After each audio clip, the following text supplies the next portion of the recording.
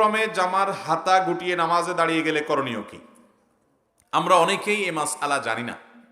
জামার হাতা এভাবে গুটিয়ে, কিংবা আপনি সুন্দর করে ভাঁজ করলেন, সুন্দর করে শার্টের হাতা অনেকে ভাঁজ করে না, এরকম ভাঁজ করে আপনি নামাজ পড়লেন, আপনার এই নামাজটা ত্রুটিপূর্ণ হবে। নবী করিম সাল্লাল্লাহু আলাইহি সাল্লাম পরিষ্কারভাবে নিষেধ করেছেন যেন জামার হাতা গুটিয়ে কেউ নামাজ না পড়ে।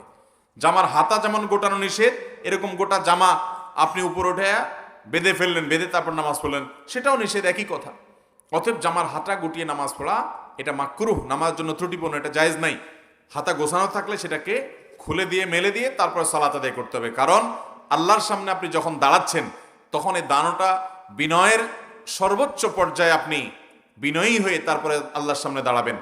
আপনি হাতা গুছিয়ে থাকা, এটা আল্লাহর সামনে দাঁড়ানোর যে শান, তার শানের সাথে যায় না। সবচেয়ে বড় কথা হলো হাদিসে নবী সাল্লাল্লাহু আলাইহি ওয়াসাল্লাম নিষেধ করেছেন।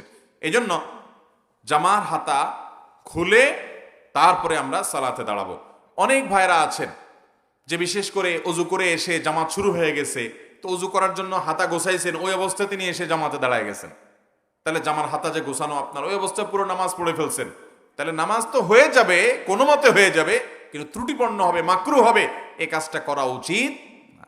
অতএব আপনি হাতা নামিয়ে তারপর নামাজ শুরু করবেন, অথবা তাড়াহুড়া করে শুরু করছেন, যেমন প্রশ্নকর্তা লিখেছেন যে ভুলে গেছেন, তাহলে এবার নামাজের মধ্যেই আমলে কাসির যেন না হয়, আলতো করে আপনি জামার হাতাটাকে ঠিক করে ফেলেন। কথা বুঝে আসছে?